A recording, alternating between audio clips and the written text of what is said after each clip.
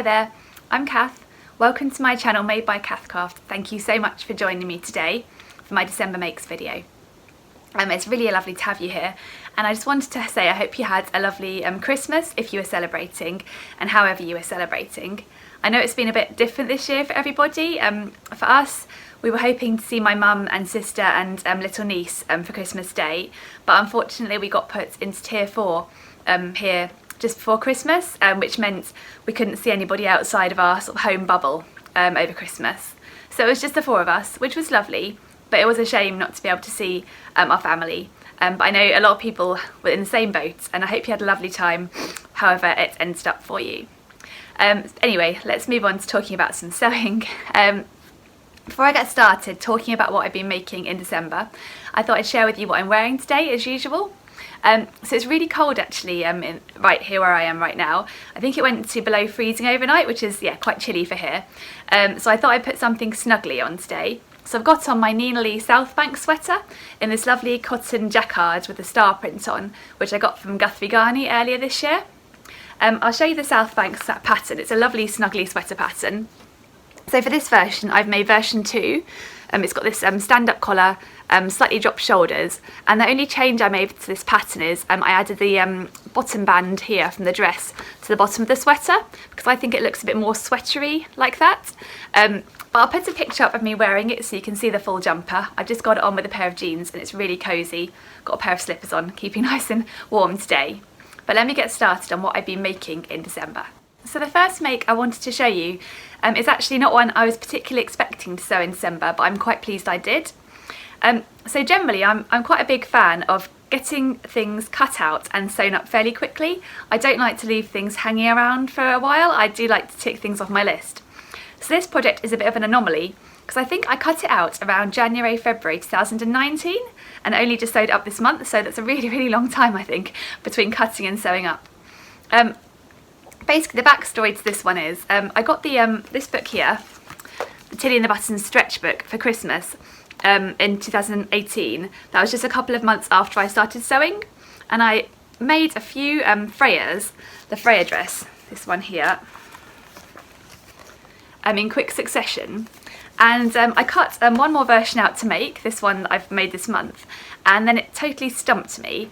So I put it away and I didn't look at it for a very long time. And I had a quiet moment this month, the other day, and I thought, right, I'm going to have another look at that and I'm just going to get it sorted because this is just silly. So that's what I did. And I'll show you it now. It's this here. It's the Freya with a little frill around the neck. So this is a nice variation you can make on the Freya dress. The Freya dress has got this mock neckline. It's a jersey dress pattern. It's quite a simple dress with an A-line sort of skirt shape. But what threw me about this one was the ruffle. I'll show you the ruffle in the book. It's a lovely feature, I think. Here's the model wearing a lovely mustard yellow version. And I really wanted to make a ruffle version, but I cut this out in cotton jersey. And actually, then I realised after I cut it out that the ruffle version is designed to be made in a fabric that doesn't fray or curl up at the edges, say a ponte. And this cotton jersey, well, it doesn't fray, but it does curl up at the edges. So basically this ruffle is designed to be cut and left raw at the edges here, but with a cotton jersey that wouldn't really work, as I said, because it would curl up. And so when I cut this out originally and I realised that, it really threw me, and as a fairly new sewist I didn't really know what to do, so I, as I said, put it away and ignored it for a while. But yeah, I got it out again and thought, no, I'm going to sort this out, it can't be too hard, I'm going to make it work with cotton jersey. And I do prefer wearing cotton jersey to ponte anyway, because I prefer the kind of breathability of the cotton. So what I did was, as you can see if I bring it in closely, I turned up the ruffle. I cut the ruffle a little bit thicker than is recommended in the book, just to give it space to turn it up at the bottom. And then I sewed it with a straight stitch along there on the basis that I thought, well, it's not going to be stretching, so I shouldn't need a stretch stitch, so it'll look a little bit neater with a straight stitch. I then turned the ruffle over the top as well, instead of leaving it raw here, and then just stitched it in place at the top too, again with a straight stitch just around the top. So yeah, it's basically the ruffle has been finished, whereas the book recommends it not to be finished if you've got a ponte, and I guess a ponte would be too bulky to turn under as well. So that's how I finished it, and I'm really pleased with how it's come out actually. It didn't take too long, yeah, that's what I've done. The only other difference I've made to the pattern is the pattern recommends that you sew the ruffle all the way around the back, and I didn't want to do that. I thought it might be a bit bulky behind. So I just sewed it onto the front and I sewed it into the shoulder seams, which I think gives quite a nice neat finish. And I'm really pleased with how that's turned out. Purple's not a colour I'd usually go for, but I do like this one actually. And I'll put a picture up of me wearing it so you can see how it looks. I've kind of talked a little bit about how I did the ruffle here, but I've written a blog post which talks more about how I sewed the ruffle on this using this cotton jersey in more detail. So I'll put a link to the blog post down below in case you fancy checking it out. But it's a really lovely dress. I quite like how it's in a plain colour because I think the ruffle is a feature enough. And yeah, I'm really pleased with that actually, so I'm glad it did eventually come together. I haven't worn it yet, but I think it is quite a Christmassy dress, so I think it'll be quite nice over the festive period. Maybe I'll wear it on New Year, even if I'm just at home, I'm not sure. But yeah, I really like it. The only other thing to note is the sizing. I made a standard size 2 for this pattern, which is pretty much my measurements for Tilly patterns. And the only adjustment I made was, other than with the cotton jersey on the ruffle, was to lengthen the sleeves slightly because I've got fairly long arms and I do like the sleeves to come down and keep me quite cosy around the wrists. So that's my first make, my Freya with a frill in cotton jersey. And then I have one more Freya to show you. This is the top version and this was one of my plans to make in December. And it's this Freya made here using this lovely fabric, which is it's cotton jersey and it's yarn dyed, so it's quite nice because the rainbow stripe, which has got on, it's navy with a rainbow stripe. The rainbow stripes on both sides, it's not kind of printed on. It goes all the way through.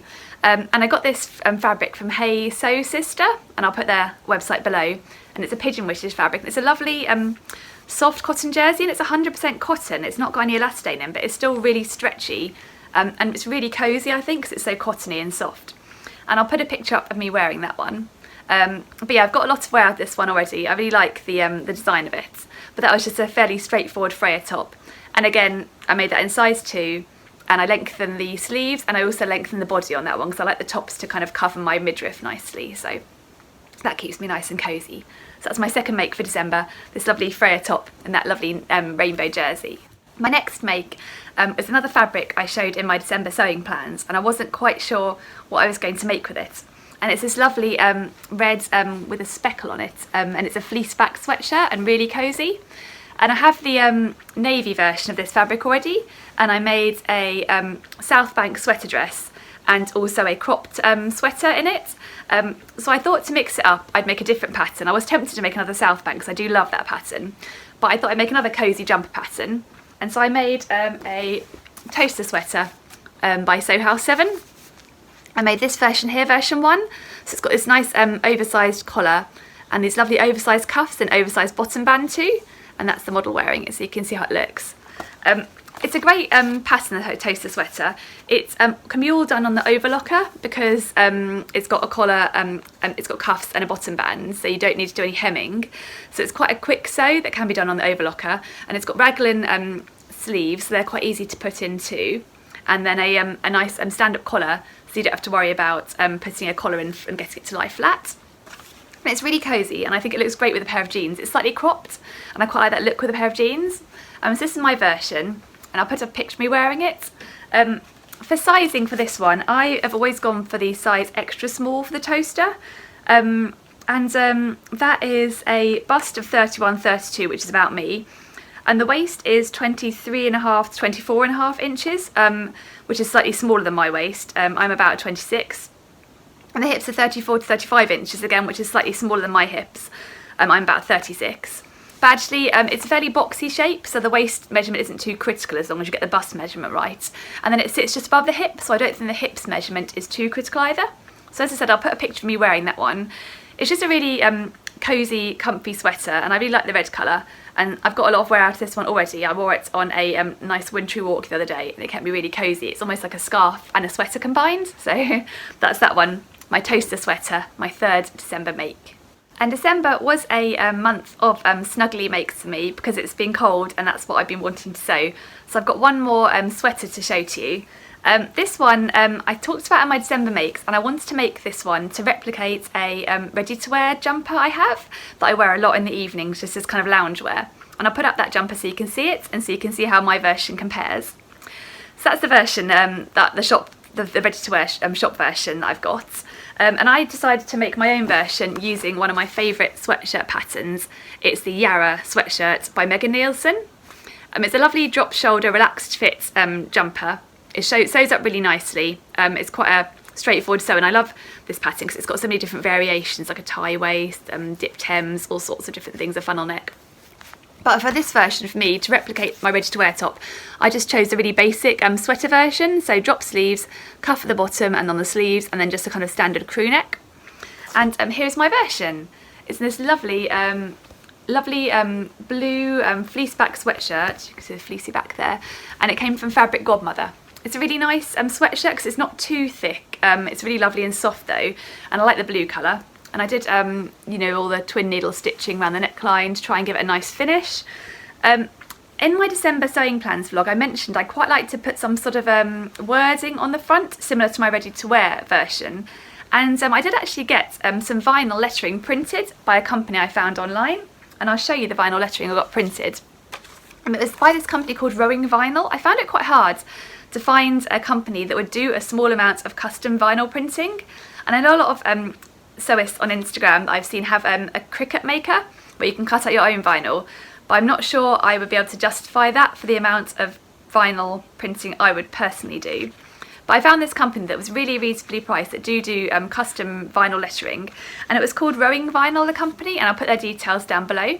I think it's called Rowing Vinyl because their main market is vinyl lettering for on boats, hence the rowing, but they also do vinyl lettering for fabric. And so I had this fabric lettering printed out here, which says "This girl loves weekends," which is the same wording as I have my ready-to-wear version, which I think is quite cute wording, and I think it would look nice on the jumper. I'll just show you how it might look. On the jumper, ooh, like that sort of thing. But I'm not actually sure. I quite like, having made this jumper, how it looks plain. So I'm quite tempted to keep this lettering and maybe put it on a t-shirt, like a t-shirt I might wear as a bedtime t-shirt, a pyjama t-shirt. So I'm quite tempted to keep it for that, but let me know what you think. I do just quite like how the jumper is as it is, just nice and plain and relaxed for loungewear. And I'll put a picture up of me wearing it so you can see how it compares to the ready-to-wear one. I'm really pleased with how it turns out, and it's really comfy, and I made the sleeves extra long just so it's really nice and cosy for chilling on the sofa doing some knitting on an evening.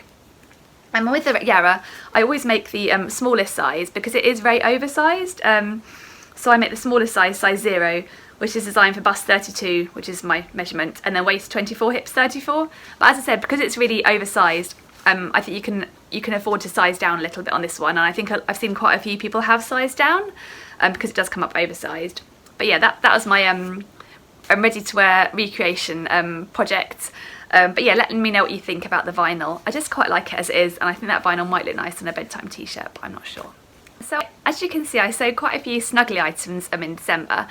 And having sewn those, I decided I wanted to break from snuggly sweaters and jumpers and things.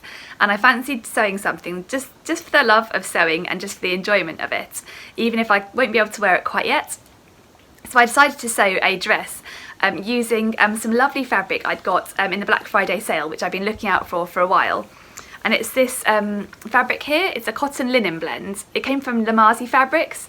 And it's got this really nice blue and white stripe effect on, and I quite like how the stripe is kind of not totally even, like you have got these kind of groups of stripes on it. I think it adds a bit of interest. But yeah, so I bought that having in mind I'd like to make a summer dress where I kind of play with the stripes and how they, the directions of them. And I was looking particularly for a cotton linen blend because I love cotton and linen together. I love the fact that it's kind of got the softness of cotton. It's not quite as sort of prickly or almost as linen can be, but it's also got the texture of linen, which I think is really nice, and the breathability of linen too. So that's why I was wanting cotton linen. So I made this dress here, and I'll pop it up so you can see it. And it's the Forsyth dress by French Navy. It's my second one, and the first one I made using an ECAT cotton, and I'll put up a picture of it so you can see how it looks. It was more of kind of a wintry version that I wanted to use for winter layering. But this one I wanted to be really summery, and I'm really pleased how it's turned out. As I said, I play with the stripes here, so you can see it's got the different stripes in different ways, and then a back too. It's a lovely pattern, and I'll show you the pattern now. Just grab it. So here's the Forsyth pattern. It's by French Navy. It's a relaxed fit dress, and it's got hip yoke pockets, a slightly dropped waist, and it's got a lovely panel bodice, and at the back it's got a button down back. The buttons I find you don't actually need to use because it just slips over your head just about, but they are usable buttons as well. So it's a really nice sew actually. I really enjoy the instructions. I find the French Navy instructions really good. There are lots of actual photographs of bits and bobs how you sew it, and there are lots of steps, so it really breaks it down into lots of small steps. But I really enjoyed sewing this version. So as I said, I had to play with the stripes and made them different ways going down and different stripes here. And I also had a bit of fun with the buttons on this one too. I had a look in my button haul. I've got a sort of little pot of buttons that I kind of keep, and there's some leftovers from projects where I've got a couple more. And I was quite pleased because I found 2 different buttons that I thought worked really well together. So as you can see, I've gone for a white one and then kind of slightly grey marbly one, and I just thought it added a nice little detail having the mismatched buttons on the back instead of just all the plain one colour buttons. So yeah, I'm really pleased how it turned out. I'll put some pictures up so you can see how it looks on. It's quite a relaxed fit. I think I made the size, which size did I make? I made the size extra, extra small, the smallest size. What does it say? That is designed to fit a bust 32, waist 24, hips 34. Again, that's my bust measurement, but my hips and waist is slightly larger. But the finished garment measurements come up as a waist 30 and a hips 42 for that size, so I knew there'd be plenty of wiggle room on it. And I quite like the fit, that it is a bit relaxed and not too tight, because I think that'll be perfect for summer. And then I didn't make any adjustments to the pattern. It fits me quite well as it is. I think it's got a slightly dropped waist and I've got a slightly longer body, so it worked quite well for me having a longer body. Yeah, it's a really nice sew. I love how it's finished with the bias binding around the neck, and I think the stripes look really pretty on the bias there around the neck as well. Not that you'll see it when I'm wearing it, but I know it's there. And yeah, it was just a really enjoyable sew. So I hope you like it. I'm a bit sad I can't wear it yet. I'm not sure this one would work so well for layering because it's such a light colour, but I'm really looking forward to getting it out. As soon as the sun comes out, this dress will be coming out. So that's that one, the Forsyth Dress by French Navy. Oh, and I forgot to mention one little detail also.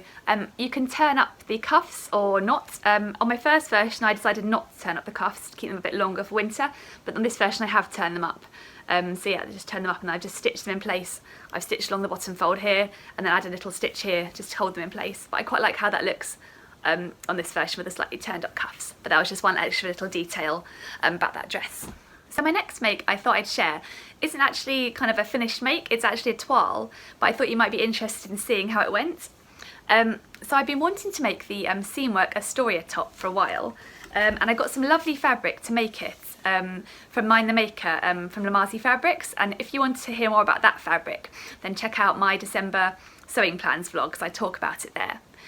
So I haven't got around to actually making the Seamwork Astoria in that fabric, because I decided, because the fabric's so lovely and a bit pricey, I wanted to have a go of a toile first. And I don't often make a toile for jersey fabrics, because I figure with the jersey and the stretch and a little bit of ease added in, it's more forgiving when you're making it. But I decided to make a toile this time because I'd seen a lot of different fitting Astoria tops, and I wanted to make sure it fit me just right before I cut into my lovely Mind the Maker fabric. So this is the Astoria top by Seamwork. It's one I've seen for a while. I have liked the look of, so I'm quite glad to finally have a go of it. As you can see, it's a very cropped sweater. It's got a bottom band and it's got either 3/4 length or long sleeves, and it's got a kind of crew style neckline, I describe that as. So I've seen a lot of versions, and I know that from versions I've seen that it can come out quite cropped, and I've got quite a long body and I didn't want mine to come out too cropped, but I'm conscious I didn't want to over lengthen it and spoil the shape or the look of it and how it's designed to be either, which is why I wanted to make this toile to have a little play around. And also recently, with a couple of patterns, I've had a bit of a fitting issue on the shoulders and had to do a forward shoulder adjustment, so I wanted to check how this one came out on that front too. So this is my version I made as a toile. I kind of decided to colour block it because I had these 2 jersey fabrics in my stash which I thought would go fairly nicely together, and I didn't have enough of each of them to make a whole top. I definitely actually wouldn't want a whole white top because I'm far too messy for that. But yeah, so I decided to colour block and use both fabrics. I think this white fabric came from a Keeler tank I made as a kind of nighttime top for summer. And I think the leftover blue fabric was from a Freya top. but I had just enough to squeeze out this toile of the Seamwork Astoria. And I'm quite pleased with how it turned out actually. I'll pop a picture up so you can see how it fits me. And there are a few things I think I'd like to tweak slightly. So I lengthen this top by 2 inches because I'm conscious it is cropped and I've got a long body. And so as you can see, it still sits quite cropped. And I'm going to have a think about whether I'd like to lengthen a little bit more or whether I wouldn't. But it just sits just above the top of my skinny jeans, so it does just skirt along there. I also found, which I know a couple of people have mentioned online, the sleeve fitting is very tight around the lower arm here. So I think I'm going to loosen that slightly for my next version. And then the shoulders sat just right on me, that the seam sat just along the centre of my shoulder, so I didn't need to do a forward shoulder adjustment. But what I did notice was the front neckband came up quite high, a little bit uncomfortably high in a way. I had a look and thought about whether I needed to do a kind of round back adjustment, I think it is, where it's sort of pulling back, but it sits quite nicely at the back of my neck, so I think it's just a personal preference. And I think what I'm going to do for my next version is just slightly dip it here, not so it becomes a scoop neckline by any means, but just so it sits slightly less high, just slightly lower down. And the only other thing I would mention about this pattern is, and I found this online when I was looking too, the neckband piece seems to be very large. I had to take a fair amount out of that to get it to sit flat. So that is something to note if you're thinking of trying this top. The neckband piece, it really is quite large. I guess better too large than too small, but it did mean a bit of playing around, and I tacked it in place a couple of times just with a long straight stitch to see vaguely how it sat before I was happy with how it sat, and I kind of sewed it down properly. I've just used a white thread around there just as a little feature to kind of tie in with the sleeves. But as I said, I'll put a picture up of how it looks, and I think I've still got a little bit of playing around with this and a bit of tweaking before I get it just as I want to. I'll just mention the sizing as well. On the sizing, I made an extra small at the bust, which is for 33 to 34 inches, which is slightly bigger than me, but I actually think it'll be a bit tight if I made it any smaller, so I'm pleased with that fit. And then I graded out to between an extra small and a small for the waist and hips, because I know it is built with quite a lot of negative ease and I didn't want it to be too tight, so I graded it out slightly to match my measurements, because my measurements fall kind of somewhere between an extra small and a small for the waist and hips measurements. So I'm quite pleased with how it fits around the bodice, but as I said, just a few tweaks needed on the shoulders, around the neckline, and a decision on the waist and the length is needed. But I thought I'd talk about it just because I thought it might be interesting to see how I go about making a toile. It's one of my first jersey toiles actually, so it's a bit of a learning curve for me too. So that was my toile of the Seamwork Astoria top. I think it is a wearable toile and I probably will wear it. I do quite like the colour blocking. And then I've got one more sewing make to share with you for this month. And actually this isn't a garment, it's another Poof by Closet Core Patterns. And you may have seen the previous Poof I made. I've talked about it a couple of times, most recently in my 9 favourite makes video, and I'll put a link above to that in case you'd like to check that video out, my 9 favourite makes of this year. But I had some more scraps left over of my Cath fabric that I ordered from a Tokri, and I'll put a link to a Tokri down below. They do make lovely Cath fabric, and had enough to make a second Poof. And my children love the Poof and they often fight over who's sitting on it, so I thought I'll make another one. And my son has been wearing through his clothes like nobody's business, so I had quite a few clothes like joggers with holes in and that sort of thing, so I cut some of those up and added some fabric scraps to fill this one. But I'll put some pictures up so you can see how it turned out. So as you can see from the pictures, I used 2 different Cath patterns together to make kind of like a geometric effect for this Poof, and I'm really pleased with how it turned out. I kind of played with where I put the fabric, so it's kind of a mishmash, and I think it looks quite pretty. And it's a lovely pattern. It's a free pattern from Closet Core Patterns. All you need to do is sign up to their newsletter and you get access to a free pattern library. So I really recommend it. It's a great stash buster. You can use scraps of fabric as to make it and then also to fill it. So that's my second Poof. It was a lot of fun to make, and now there'll hopefully be less fighting over them. And the great thing is, as the fabric beds down, there's more and more space to add in more scraps. So as I'm creating a few more scraps for my latest sewing projects, I can pop them in there rather than thinking, what do I do with these? So that's my Poof, my number 2 Poof by Closet Core Patterns, a really great scrap busting pattern. And I thought I'd mention, because a couple of people asked me, I made a bag to go inside the Poof to hold all the fabric scraps. So if I ever want to wash the Poof cover, I can take the whole bag out rather than having scraps everywhere. And a couple of people asked me about the dimensions of the bag I made. So I thought I'd mention that. I made the bag out of just a basic calico fabric that I got from Minerva. And I'll put Minerva's link down below. And I'll try and link to the calico fabric if I can find that on there. So I made it in a basic calico fabric, and the calico fabric was 150 centimetres wide, and I bought 3 metres, and then I basically folded it over and sewed it like that with a drawstring at the top. So essentially the dimensions of the bag are 150 by 150 square, or about that. And that is plenty big enough for the standard Poof size using the closet core pattern pieces. So that was the last sewing make I had for December, but I also wanted to share a couple of my knitting makes too. And the first one is a hat that I knitted that I think I mentioned in my November sewing plans vlog. But I knitted that up and it's using this pattern here. It was a new pattern company to me for knitting, and it was the braided cable beanie called Frosty by Below Zero Canada, and it's a pattern I found on the Love Crafts website. I was looking for kind of a cable knit style hat that was designed for chunky wool because I had some leftover chunky wool, and here's my hat. Which I think is quite cute. The yarn I used was a Stylecraft special chunky. It's really nice to knit with, and I used this to make a cardigan, which I talk about in my November makes video. So I'll put a link up to there so you can check that out if you'd like. But yeah, I had enough wool left over to make a hat, and I think it's quite pretty because it's got a couple of different cabling effects on it. And then I got a pom-pom to put on top, and this came from a business I found on Etsy called Crafty Friends, who make these lovely, they're artificial fur pom-poms. And I'll put a link down to them too below so you can check them out. But I'm really pleased that I'll put it on so you can see how it looks.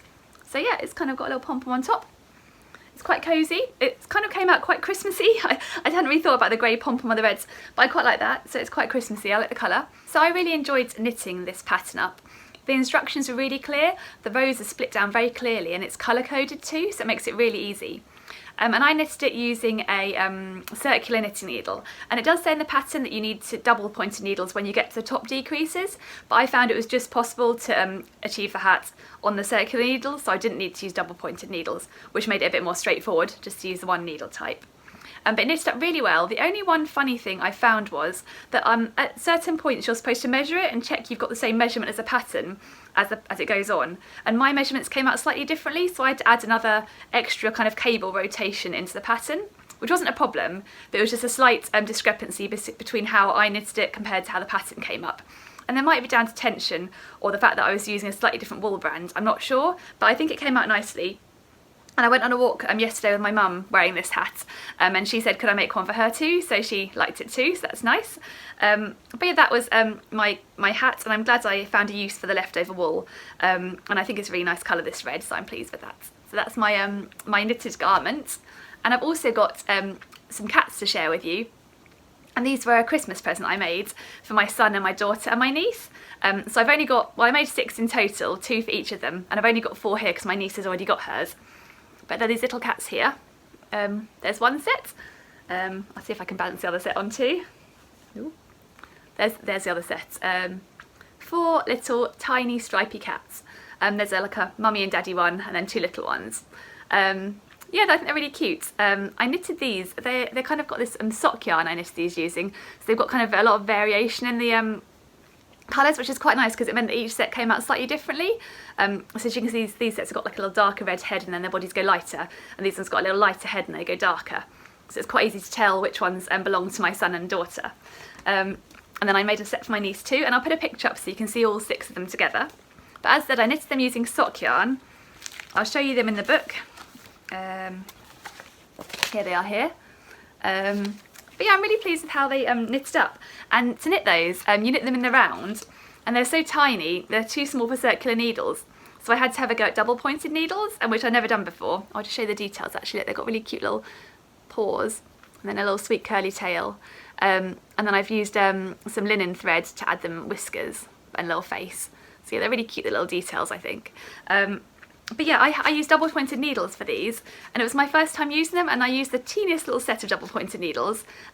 They are, what size are they? They're 2.75 millimeters, and they're only about, I think they're about 10 centimeters high or something.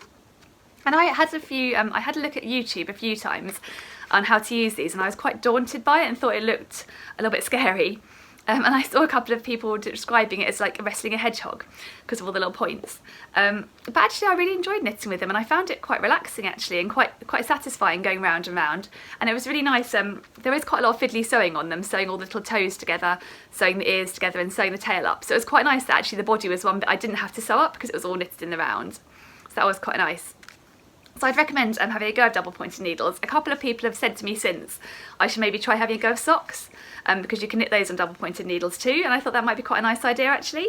And I have to say I've got quite a lot of this orange sock yarn left actually, so I could maybe make myself a pair of nice orange Cath themed socks maybe. But yeah, they're my latest little cats, and I wrapped those up for Christmas for my son and daughter and niece, and it was a bit of a surprise. And we had a Zoom call with them on the day, and they were quite tickled they all had a pair of cats, so I was pleased about that. But that's my final make for my December makes. I've got a couple more vlogs planned for the new year, talking about my January fabric haul and also some Christmas sewing presents I got, and then also talking about my plans for 2021. So hopefully you'll tune into those too. Thank you so much for watching this vlog, and I hope you have a happy new year, and I'll see you again soon. Thanks again for watching. Bye.